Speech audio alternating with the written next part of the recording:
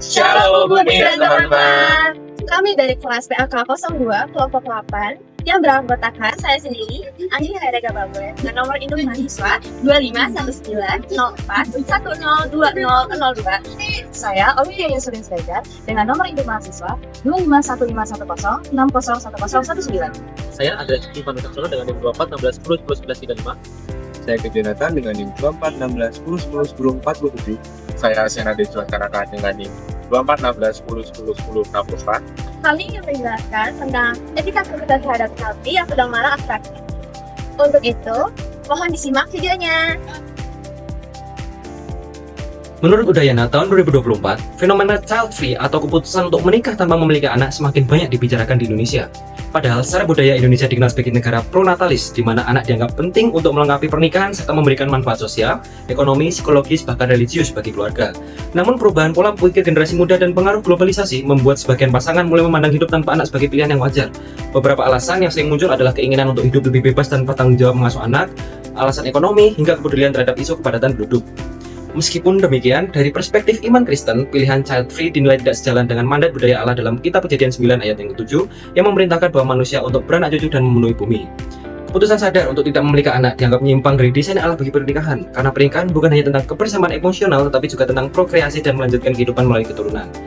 Oleh sebab itu, fenomena ini dianggap penting untuk ditanggapi secara serius, khususnya di Indonesia yang masih menjunjung tinggi nilai keluarga dan agama.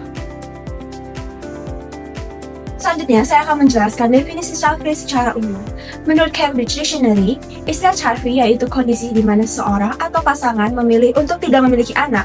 Ada yang dikarenakan kondisi fisik, namun ada pasangan yang sehat tapi memilih tetap tidak ingin memiliki anak, kandung, anak tiri maupun anak angkat, bahkan sampai seumur hidup mereka.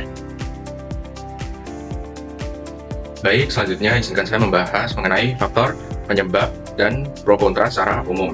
Menurut Karana tahun 2023, ada beberapa faktor yang mempengaruhi. Yang pertama, ada faktor ekonomi. Beberapa pasangan memilih child free karena merasa biaya membesarkan anak itu cukup besar. Yang kedua, faktor karir dan aktualisasi diri. Ada pasangan yang ingin memprioritaskan perkembangan karirnya terlebih dahulu. Yang ketiga, ada faktor kesehatan, seperti pertimbangan medis, risiko kehamilan, kondisi genetik, atau kesehatan mental. Yang keempat, ada faktor sosial dan lingkungan. Kekhawatiran terhadap kondisi dunia modern, perubahan iklim, atau kualitas hidup anak di masa depan. Yang kelima, faktor pandangan hidup. Ada yang berpendapat bahwa kebahagiaan rumah tangga tidak harus ditentukan dengan memiliki keturunan. Selanjutnya, saya akan membahas mengenai pro dan kontra secara umum. Pada sisi pro atau sisi yang setuju, ada beberapa pendapat, yaitu yang pertama, memberi kebebasan menentukan arah hidup. Yang kedua, menjaga stabilitas finansial dan emosional. Yang ketiga, fokus pada tujuan tertentu tanpa tanggung jawab pengasuhan. Yang keempat, pilihan bijak bagi yang memiliki resiko kesehatan. Lalu, pada sisi kontra memiliki beberapa pendapat. Yang pertama, bertentangan dengan norma sosial dan budaya. Yang kedua, berisiko kesepian di masa tua. Yang ketiga, kehilangan kesempatan menjadi orang tua. Yang keempat, bisa memicu konflik dengan keluarga besar. Dan yang kelima, ada kemungkinan menyesal di kemudian hari. Baik, yang selanjutnya yaitu child free menurut perspektif hukum di Indonesia. Menurut Febrian Agam tahun 2024, dalam hukum Indonesia, pilihan child free tidak dilarang secara eksplisit. Menurut UU Nomor 16 Tahun 2019 tentang perkawinan, tujuan perkawinan adalah membentuk keluarga yang bahagia dan kekal. Namun, tidak ada kewajiban hukum bagi pasangan untuk memiliki keturunan. Selain itu, UU Nomor 52 Tahun 2009 memberikan hak pada pasangan suami istri untuk menentukan jumlah dan waktu memiliki anak yang dapat ditafsirkan, termasuk untuk tidak memiliki anak sama sekali. Selain itu, dalam praktik hukum Indonesia juga tidak ditemukan sanksi pidana maupun perdata bagi pasangan yang memilih child free.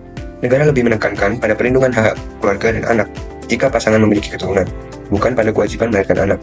Program Keluarga Berencana atau KB yang dikelola pemerintah menunjukkan bahwa negara mengakui kebebasan pasangan dalam mengatur reproduksi sesuai kondisi kesehatan dan kesiapan mereka. Bahkan, prinsip kebebasan ini selaras dengan pelindungan hak asasi manusia yang dijamin oleh konstitusi, yaitu hak atas kebebasan pribadi dan hak menentukan kehidupan berkeluarga. Dengan begitu, pilihan child free di Indonesia masuk ranah keputusan privat dan tidak menimbulkan konsekuensi hukum, melainkan lebih dipengaruhi aspek sosial dan budaya. Lalu, apakah child free sesuai dengan kehendak Tuhan? Untuk menjawab pertanyaan tersebut, ada 3 kebenaran dalam firman Tuhan. Yang pertama, anak adalah anugerah terindah yang diberikan Tuhan, seperti pada Amsal 17 ayat 6. Lalu yang kedua, menjadi keluarga berarti akan terus berjuang di dalam Tuhan. Jadi Tuhan mau terus kita berjuang melalui kehidupan baru yaitu anak. Seperti pada Roma 15 ayat 5-6. Banyak sekali orang yang beranggapan bahwa anak adalah beban dari materi, fisik, maupun mental. Jadi, untuk poin yang ketiga, tujuan hidup bukanlah untuk menghindari penderitaan, tetapi melibatkan Tuhan di setiap jalan.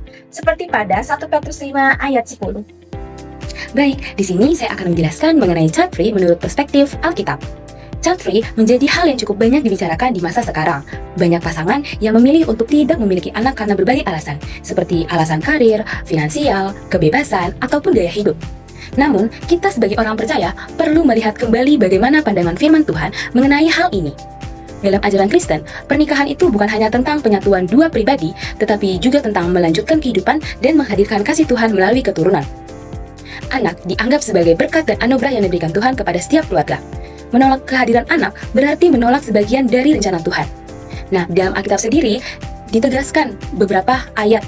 Dalam Kejadian 9 ayat 7, Tuhan berfirman, "Dan kamu beranak cuculah dan bertambah banyak, sehingga tak terbilang jumlahmu di atas bumi." Melalui ayat ini, Tuhan memberi perintah kepada setiap manusia untuk berkembang biak dan memenuhi bumi. Nah, selain itu, terdapat juga dalam Mazmur 127 ayat 3, yang mana dikatakan, "Sesungguhnya, anak-anak adalah milik pusaka dari Tuhan, dan buah kandungan adalah suatu upah." Yang mana ayat ini menegaskan bahwa kehadiran anak merupakan karunia dan berkat yang seharusnya kita syukuri. Dari sini, kita dapat memahami bahwa menurut perspektif Alkitab, keputusan untuk hidup child free itu bertentangan dengan tujuan dan kehendak Tuhan dalam sebuah pernikahan. Sebagai umat percaya, kita diajak untuk menghargai kehidupan dan melihat anak sebagai anugerah yang membawa berkat dan bukan beban. Dengan begitu, keturunan adalah perintah Tuhan dan kehadiran anak merupakan kehendak Tuhan yang dianggap sebagai keturunan ilahi. Sesuai penjelasan sebelumnya, child free memiliki dua sisi yang perlu dilihat secara seimbang. Di satu sisi, pilihan ini dianggap positif karena memberikan kebebasan bagi pasangan untuk menentukan arah hidup mereka. Namun di sisi lain, child free juga menuai banyak kontra karena nilai bertentangan dengan norma sosial dan budaya di suatu masyarakat. Secara hukum di Indonesia, child free tidak melanggar aturan karena termasuk dalam ranah kebebasan pribadi pasangan selama itu disepakati bersama. Tapi jika kita lihat dari perspektif Alkitab, anak merupakan karunia dan berkat Tuhan yang seharusnya kita syukuri. Memiliki keturunan juga merupakan bagian dari ketaatan terhadap perintah Allah. Oleh karena itu, kelompok kami berpendapat bahwa keputusan child free tidak sejalan dengan nilai-nilai iman Kristen karena melanggar makna sejati dari pernikahan yang seharusnya menjadi sarana untuk membangun keluarga dan melanjutkan generasi yang takut akan Tuhan. Sekian penjelasan dari kelompok kami. Mohon maaf apabila ada salah kata. Terima kasih. Shalom.